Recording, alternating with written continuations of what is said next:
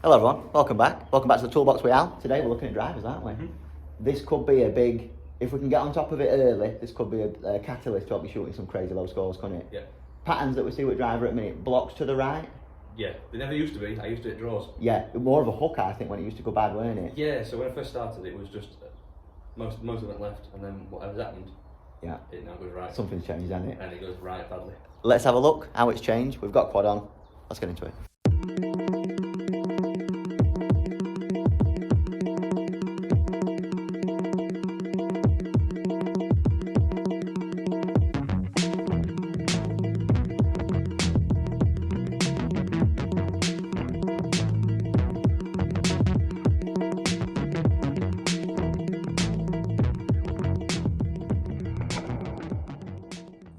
We did just discuss off camera.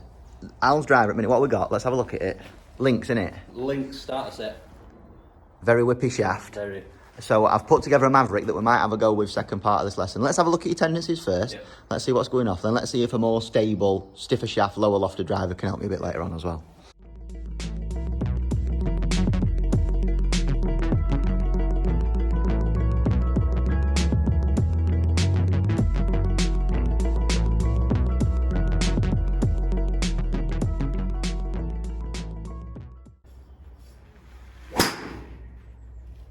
Right, let's have a look what's going off then. So, strikes on the whole a little bit varied, but nothing too disastrous. I know your last strike were a little bit higher, weren't it?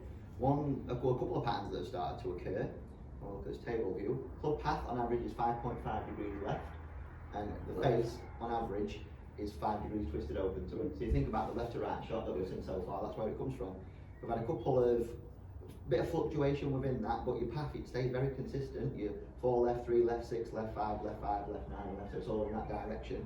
If we're thinking about straightening that shot up now, because I think you've got a playable shot in there, it's just a case of let's get your path squarer, let's get your face squarer, let's just see if we can hit some straighter drives. Yeah. If that is with this club or not, we don't know yet.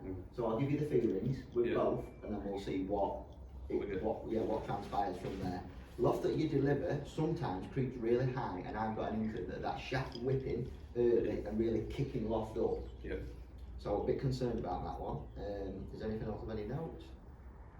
And because of loft really creeping up, you can get some real serious backspinning ones that cost you distance. Yeah. On the shots where you keep your backspin to a reasonable level, you've got 260 carrying you, which is like super good.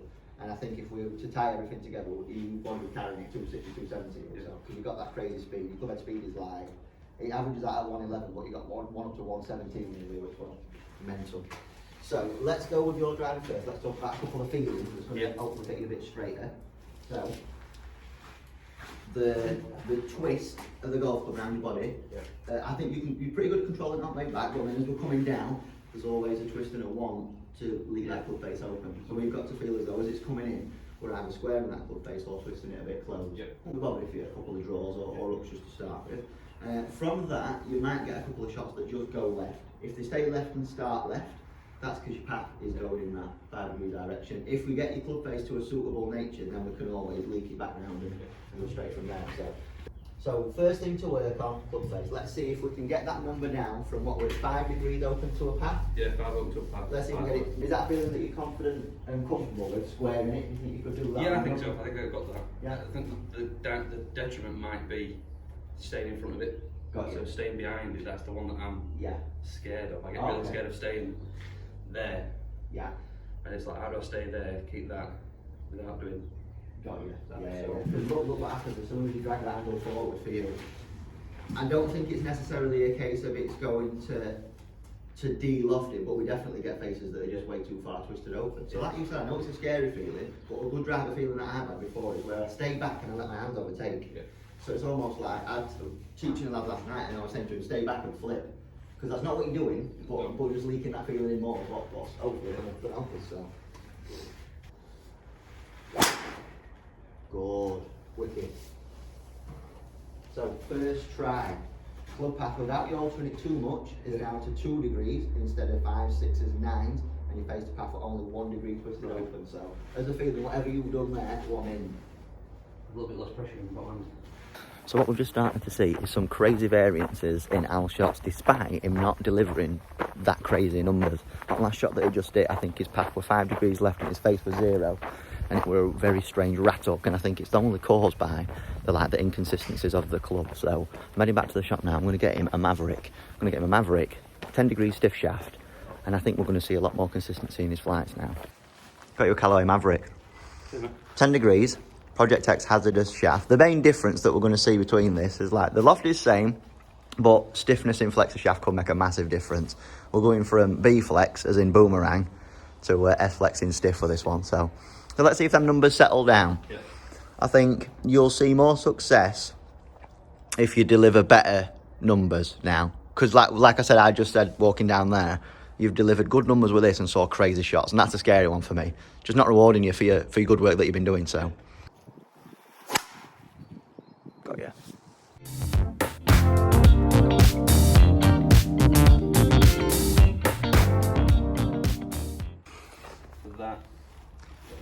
That's it. So one thing that we've just implemented with Ali is give him a coat hanger. I think one reason why we're getting the crazy twist of the face is because we're not controlling them wrist angles as much as what I'd like. I think we get super extended in that lead wrist and it causes funkiness. So we've just gone to a coat hanger. We're trying to get it pressed more into your left forearm, more throughout your swing as well, so not even necessarily just in your backswing. And I think this is going to help us just deliver some squarer faces. You just said then it feels like it's shortening your swing a bit more? Yeah. I don't mind that feeling. So I have a couple more practice swings with this, and then we'll let a couple of shots and we'll see how it hopefully settles down. Yeah, good. That looks better.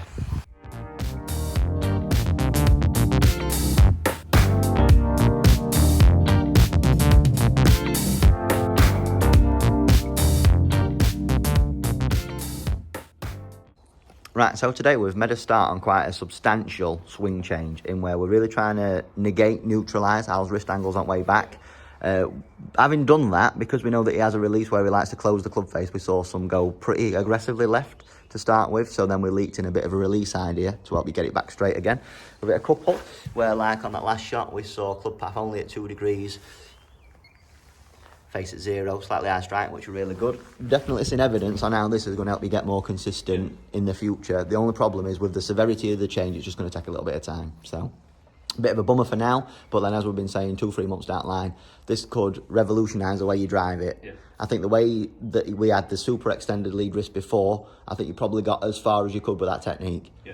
So now it's a case of let's get everything neutral, let's start making them deliveries more consistent, and let's start hitting more fairways now. Yeah? Coat hanger's definitely helping, isn't it? Yeah. Good one. That's the one video, isn't it? Good that. Right, so there we go. So put in a bit of the framework today for some calmer movements to ensure we get some more calmer ball flights now. So we'll probably keep going with this.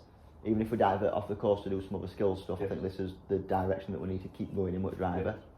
You've got work to do, we've got coat hanger stuff that you can do at home and stuff like that, but I think that was a super positive start with driver today, weren't it? So cool.